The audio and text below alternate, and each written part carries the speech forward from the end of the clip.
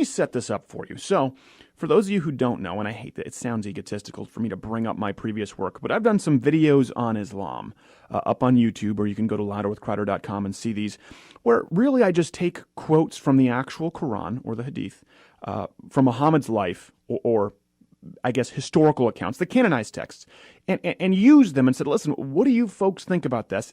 Issued the Quran challenge, where I challenge people to read 5 pages in any direction, anywhere in the Quran, and tell me if their opinion has changed. Listen, my assertion is that it is a book of power, of violence, and of hatred, as compared to the New Testament, where it was kind of about loving and being good to your neighbor, with the exception of Jesus kind of going a little bit crazy in the temple. But that was well warranted. It was merited. So there's this Islamic nonprofit called Talk Islam. By the way, very effective with online mujahideen, I guess jihadi tactics, where they flood any page that's negative about Islam. You need to know this online. If ever you say anything that's remotely critical about Islam, you will be flooded by armies of online Islamists downvoting your videos, trying to get it removed as hate speech. I've had to go to YouTube several times and say, listen, this video is not hate speech. It's directly quoting the Quran.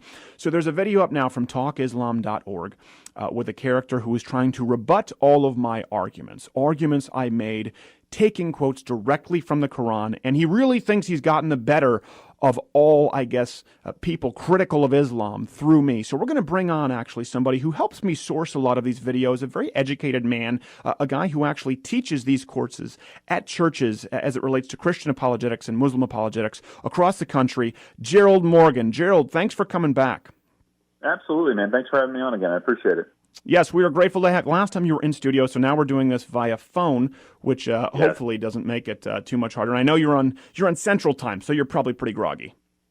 Yeah, woke up about 6-7 minutes ago, but I'm good. Well, hopefully you have some caffeine in you, because we need you to help us with this. So, Fun Dip, we're going to roll some clips here. We're going to roll some clips from this video, and we're going to dissect it for you, the listener. So listen, you don't have to watch the whole video yourself. We're going to rebut the common Islamic arguments defending the faith. Fun Dip, run clip 1, please. Jesus versus Muhammad. Peace be upon them both. Because both of them are prophets of Islam, and for that reason I will respect both, because they were the best of men to walk this earth. So that's the first quote we have from this gentleman, by the way, who was very offended at me for being pro-Jesus and not necessarily pro-Muhammad. That's the setup. That's the premise. Both men, the best men to walk the face of this earth. Gerald, do you agree with that? No, and I have respect for people of every faith, except for this one specifically, because we found a guy here in Muhammad who's really going out and lying to people, and he's one of the most nefarious characters in history. And I'm not trying to dog him because I disagree with the ideology. There's a lot of things that I disagree with in life, but I'm really going after him because you cannot compare the sinless life of Jesus Christ to somebody who told his followers to kill Jews, to somebody who told his followers to go out and commit these atrocities if people don't convert. There's just absolutely no way that you can make that comparison. Not with a straight face, maybe with his accent. Right. I think the accent gives him the this guy, I guess, he's kind of like a walking Sacha Baron Cohen character. I'm not quite sure how to handle him. But no, that's great to set up the premise here. Again, secular argument. This isn't even an argument from a Christian perspective. If you don't believe Jesus is who he said he is, nor Muhammad, let's just compare their lives historically. But we're going to go on to the next point. We've got to roll through this. Fun Dip, roll clip 2, please. In regards to your first allegation of Prophet Muhammad, peace be upon him, marrying a minor, all I can say is that Islam is the only religion to actually prohibit the marriage of minors who have not reached the age of puberty. The truth is, in different times, in different places, in different contexts, the age for marriage varies. Well, let's leave it at that with a question. Now, of course, this was in response to me talking about the fact that Muhammad, for those of you who don't know, married a 6-year-old chick named Aisha. To be fair, he may be consummated when she was 9, also hit her. We'll get to that later. Here's the thing, Gerald. He doesn't really rebut anything. He just tries to blur historical contexts. No, actually, he goes one step further than that, and he admits that even in the Quran, it says not to marry a minor. I don't know if maybe Muhammad wasn't, paying attention when he wrote that, but he turned around and did just that and married a 6-year-old. And Stephen, I mean, there's a word, and maybe I shouldn't use it on the air, but there's a word that we have for people of our age group and we would call somebody who marries a 6-year-old today a pedophile. That's exactly what that person would be called. Well, today. hold on, Gerald. They would have been called a pedophile back then. It's not. Yeah, well, it's not one of those things. It's like, listen, I get it. People got married at 13, 14, which is why it was also easier for people to wait to have sex until marriage. Now people are going through their second adolescence, getting married at 35. But even back then, 6 years old, even 9 if that's when he consummated. That's before girls even get their monthly cycle. That's before girls become women. That would have been a pedophile back then. So again, we're going to go to the next clip here real quick, but he doesn't even rebut that, just tries to blur those lines. No. Let's go on to his next argument. Fun dip, clip 3, please. Since this is Jesus versus Muhammad, let's compare it to the context of Jesus, with none other than the best of women to have walked this earth, Mary, the mother of Jesus. She got married to Joseph, who was 90 years old when she was only 12 years old.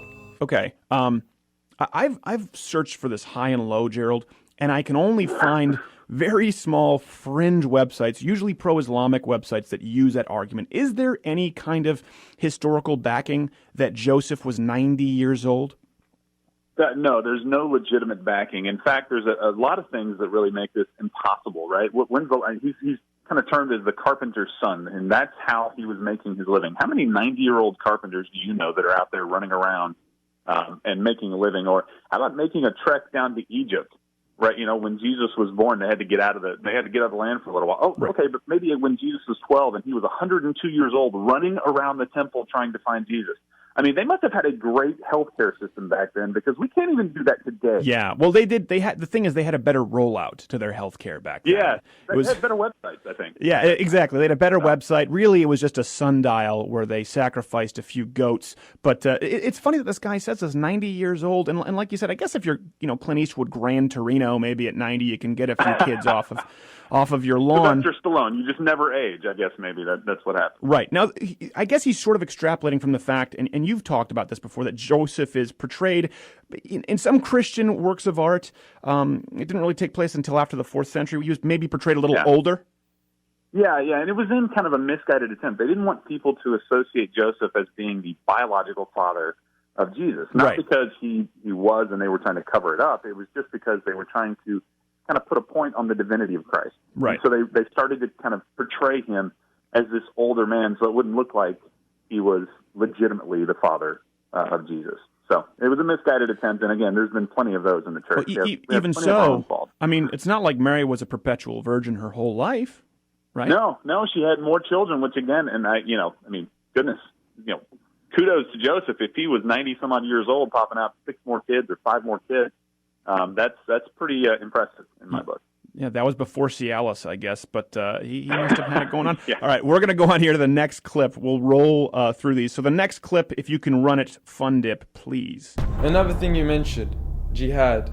And as much as you say that the Bible doesn't have verses on jihad, after church today, pull out your Bible and look up Psalm 137, and you'll see that our own text has passages that can make us uncomfortable. And Islam teaches jihad too, and we don't shy away from it. Okay, so jihad is a word that gets people pretty uncomfortable, right, Gerald? Yeah. And again, he doesn't seem to deny anything that's been said in any of my videos or anything that I guess critics would say. He just tries to blur historical context. That's what you're seeing here, saying, well, it's kind of like liberals with Barack Obama. George Bush did it worse. It's the same thing. Muslims go, well, Christians did it too. Tell us about jihad, and is there anywhere that Christians could interpret something like that from their texts? No, and that's, I guess, the big point for me is that, yes, there are accounts of historical violence in the Bible and in the Quran, right? That's not what we're talking about here. And let me just really quick, Psalm 137 is absolutely 100% not talking about jihad. It's talking about a people who have been taken captive by the Babylonians, saying, God, when are you going to judge these people for all the atrocities they've done for us? Okay, so first of all, that's fine. The second is, jihad is a struggle, right? Right. I don't know why, but for some reason... By the way, reading the Quran is a struggle. Have you ever slogged through that fiction? Oh my gosh, it makes Twilight look brilliant. Gerald, we're going to bring you on after the break. It's so thorough, we appreciate it. So folks, stick around. We're going to finish dissecting the Islamic apologist arguments louder with Crowder. Don't change the dial. So, Gerald Morgan, thank you so much for staying with us. Yeah, absolutely, man. Thanks. Okay, so we were talking about, before you left, the jihad quote, which we did. We'll run this on ladderwithcrowder.com, where this gentleman says that, jihad can be found in Christian, in the Old Testament text, that it can be really interpreted that way in any religion. You say no. Why? I say no because the entire Bible, the message is a God who lovingly pursues you, right? And then basically at the very end says, look, one day you're going to be accountable for the decision that you make. But until that day, I'm going to do everything that I can to show you who I am and to show you that I love you. Right. That message is not in Islam, the religion of peace, quote unquote, right? It's definitely not there. Basically, it says either you convert right here, right now by some verbal thing, which has nothing to do with your heart if you've got a sword on the back of your neck, and you've got to convert or die, right? That's the message of jihad. Die or convert. Exactly. And that's where you go into if you don't convert, or die. There's the dimitude, there's Sharia law where, you want to talk about people feeling like second-class citizens here in the United States because maybe they're in some kind of a minority group. Try being non-Muslim in any Muslim country. If you're still alive, by the way, it usually doesn't make it to dimitude and putting you in a role that is submissive to Muslims in society. Usually you're just decapitated. But that's a great point. Really, it's the overarching message of whether you're a Christian or not, even if you're an atheist, you have to appreciate the concept of a God that's about love, the concept that's a God about forgiveness, or at least it's part of the concept, and a God that's about power and killing. Absolutely. Big difference. It freaks me out. Yeah, it's a huge difference. And we're going to run the last clip here, and then we can kind of just sort of wrap it all up. A fun dip, Dan, if you could run the last clip from Talk Islam, please. And Islam even made responsibility on everyone participating in war. You do not hurt the trees, you do not hurt the elderly, the children, the women. Where are your ethics of war like we have ethics of war? I have two words for you. Predator drones. I don't know what the Obama thing came in there at the end of that. That was a weird trend. Predator drones. Everybody kind of giggled. I have to say, though, I love that he started out with not hurting the trees. Right. That's fantastic. Who is he, James Cameron? Keep the trees in good shape. Yeah, he's gonna be an Avatar too. But I find so ethics of war. So obviously trees we're talking about, animals we're talking about. I guess not reporters. Are they? Are they? No, apparently not. And here's the thing: all of those things that he listed would be great if anyone actually adhered to them in war, right? So this is a great list to throw out there, but unfortunately, if it's just a list, it doesn't do anybody any good because there's tons of human shields that have been used. I mean, recently with Gaza, that's been one of the claims that we've had to deal with, and their treatment of women as human shield as well. Right. I don't understand where, and this one, if it wasn't so sad, almost made me laugh that he said that Islam has ethics of war. With everything that we see going on right now in Islam and all the wars that have been going on in the Middle East forever, where are the ethics? I have no idea what he's talking about. No, it is. It's laughable. Almost as laughable as, by the way, as this gentleman's beard. I feel bad for him because I know it's big in those cultures, and the guy just can't grow one. It's got to be a tough gig for a guy like that to not be able to grow a beard and work for Talk Islam. I mean, here's the thing: if we're talking about if it's actually really in practiced, long before any Americans got involved, or even if you want to talk about Israel, Hamas, there are far more, Islamic groups. I mean, you look at Syria killing other Muslims. That happens all over the world. And really, if it was, we don't want to hurt the trees, we don't want to hurt any person, those are the ethics of war. If I'm a Muslim or even a Christian in Syria, I say, hey, I just go sit next to a tree. That's what I do. Which are hard to find in very arid places. It is. Maybe that's why. That's probably why Jesus got so mad at the fig tree when he was over there in that area of the world, because there weren't the one fig tree I've gotten, it doesn't do anything. Right. That's the one thing Jesus seemed like he got a little bit too mad. Oh man, you never bear fruit again. The apostles are sitting there going, hey Jesus, we can calm down. There's just some figs. We can go down to the temple and buy you some figs. They're selling figs at the temple. And then, whips, right. And, everybody's running, doves are flying, lambs are ewing. Right, exactly. This is one of those things. So here's again, Gerald, the most important thing I think the takeaway here is this is a guy who, I guess by all measurable barometers, or at least he claims to, or at least Talk Islam thinks this guy is qualified enough to do so, has the credentials to defend Islam. This is the guy who's come out, a video that's been watched, I think, almost 1 million times, and yet I've never really seen any kind of counter-arguments to the arguments that I put forth in the video. And by the way, my arguments aren't unique. It's the same arguments that people have put forward against the Quran and Muhammad and Islam for years, and the best, it seems as though he has, correct me if I'm wrong, is, well, Christians do it too, and here's a verse sort of blurring the historical context. Absolutely. No, he doesn't address any of the issues. I mean, really, this guy should be a left-leaning Democrat. He's perfect for the role.